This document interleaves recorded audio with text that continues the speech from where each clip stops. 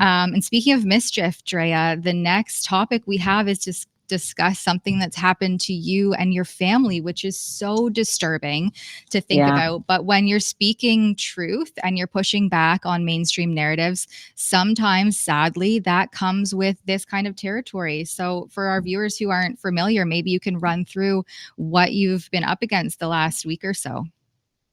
Yeah, well, it's unfortunate. I mean, it is a good bridge from what's happening as far as Tamara Leach goes, because look what's happening to them versus what's happened to this individual who has actually not just threatened me, but now threatened one of my children. And that's the story that we dropped yesterday. Unfortunately, many of you probably know, Jessica Simpson, formerly by their better known name, Jonathan Yaniv, is just a menace to society. Violent trans activist.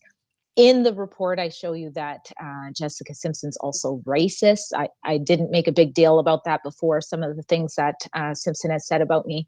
But when you're threatening my child, that's a whole nother level, because this individual has already assaulted our journalists at Rebel News on the stand when I covered the assault that Simpson was found guilty for on our former colleague, Kian Bexty. It came out that he has a hate for Rebel News reporters. And so now what has happened, I don't know if we can put it on the screen.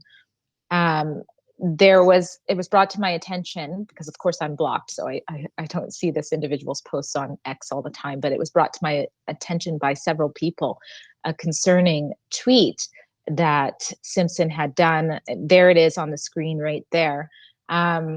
And so he says that he's basically going to come for my child. And if you know anything about this person's track history, it's not just that they're violent, they're actually a predator when it looks like children, messaging children inappropriately and doing a lot of things online. Like when I think of what an individual like this can do, who makes up fake accounts. There's a little bit of audio in the report where you hear Simpson discussing making up a fake account in my name, which I believe Simpson has done before, and I have reason to believe that. But when you think of things like, the Amanda Todd situation, where these teens get into situations online for people that they think are their friends, I don't know what this individual has in mind. Is it something like that, where they want to destroy my child's life, or is it physical?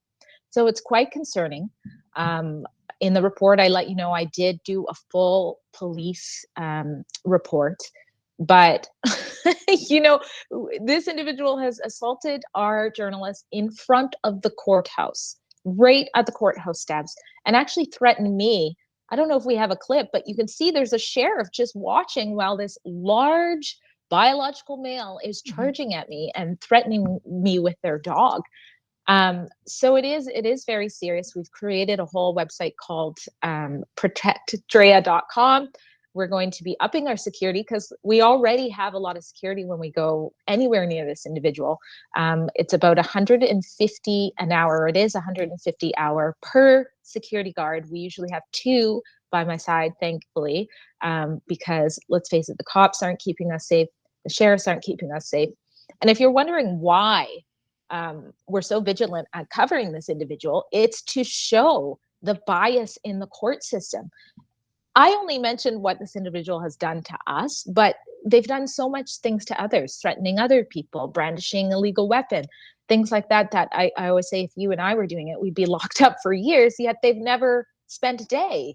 You know what I mean? So that's why we're showing that this individual goes in. They're violent. They're inappropriate with minors, firefighters, the whole work. And they don't get jail time. So we're following this to expose the lenient court system. This has been years of this.